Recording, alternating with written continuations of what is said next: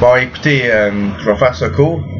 Il est question d'élections au Québec prochainement et moi, en fait, je suis étudiant à l'Université du Québec à Montréal, à l'École des sciences de la gestion en économie et je me posais des questions quant à ce qui va se passer avec le mouvement étudiant et tout simplement les élections, qu'est-ce qui va arriver, différents scénarios que je voudrais élaborer avec vous et vous demander votre opinion par la suite. Donc, on s'entend que c'est une question de temps avant que Jean Charest déclenche des élections. Ça, c'est évident. Bon. Ensuite, le mouvement étudiant, selon la loi, est supposé rentrer en classe le 27 août et continuer les classes. Mais vraisemblablement, on a besoin d'être une lumière pour comprendre que je pense pas qu'ils vont juste arriver en classe puis faire comme si de rien n'était. Oh, en passant, moi, faut que vous compreniez, j'ai pas été affecté par la grève parce qu'à l'UQAM, on était la seule faculté qui a décidé de maintenir ses cours. Donc, moi, je suis pas affecté. Mais je parle pour les autres facultés qui le sont encore, non seulement à l'UQAM, mais aussi dans les cégeps et dans les universités, qui doivent se pencher sur la question, est-ce qu'on retourne en classe ou non?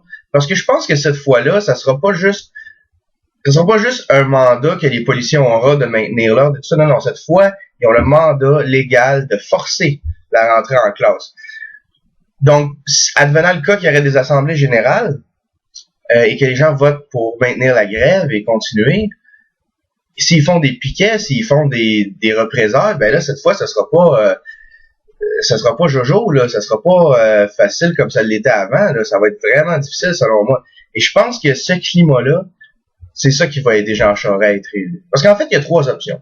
Je pense que si les étudiants retournent en classe normalement et qu'il n'y a pas de chaos, les gens vont plus facilement se rappeler de Jean Charest, du bilan mauvais un peu qu'il a fait, et la commission d'enquête sur la construction, comment il était impliqué, tout ça. Et ça va pas l'aider,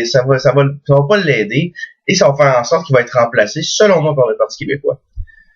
Cependant, même malgré ça, le vote francophone étant tellement divisé entre la CAQ, Québec solidaire, Option nationale, le PQ, alors que le vote anglophone et allophone est vraiment concentré, peut-être qu'il pourrait passer pareil, mais cependant, et c'est là où je pense que vous allez peut-être être d'accord avec moi, si c'est le chaos, si les étudiants continuent la grève, et là les policiers sont obligés d'intervenir et de forcer le retour en classe, et de vraiment semer la confusion totale, Charest va pouvoir se présenter en tant que défenseur de la loi et l'ordre. Il faut que je règle le chaos. Et là, on oublie complètement son bilan économique, son bilan en matière de corruption. Et là, les gens vont voter pour la loi et l'ordre.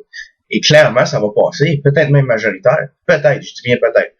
À cause du fait que non seulement le vote francophone est divisé, alors que le vote anglophone et allophone monte, je veux dire, qui est concentré avec le Parti libéral. Donc, à Montréal, il n'y a pas de problème. Jean Charest, à Montréal, aucun problème, peu importe tous les scénarios. C'est à l'extérieur.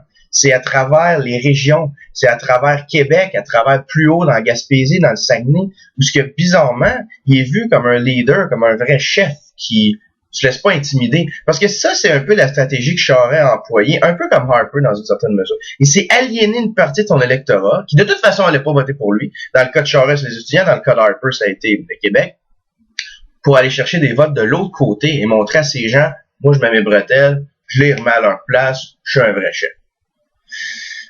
Écoutez, moi je suis pas libéral, je suis pas un gars de gauche non plus. En fait, je vais être franc avec vous, cette année, les partis québécois me laissent à désirer. Je veux dire, j'ai pas grand choix qui s'offre à moi. Je suis sûr que je suis pas le seul à penser comme ça. Mais je crois pertinemment que les libéraux vont être élus. C'est juste une question, est-ce que ça va être minoritaire ou majoritaire? Moi, d'après moi, ça va être minoritaire. À moins que ce soit le chaos, que là, il y aurait peut-être une chance. D'après moi, ça va être minoritaire. J'aimerais savoir ce que vous en pensez. Commentez. Et tout simplement avoir vos opinions là-dessus. Qu'est-ce qui va arriver avec le conflit étudiant? Et qu'est-ce qui va arriver, je vous pose la question, avec le conflit étudiant si ça perdure et si Charest est réélu? Wow! Est-ce que c'est vraiment la preuve que le peuple est contre les étudiants et que le mouvement étudiant va faire comme, écoutez, clairement, le peuple n'est pas avec nous cette fois-là. Merci. Bonne soirée.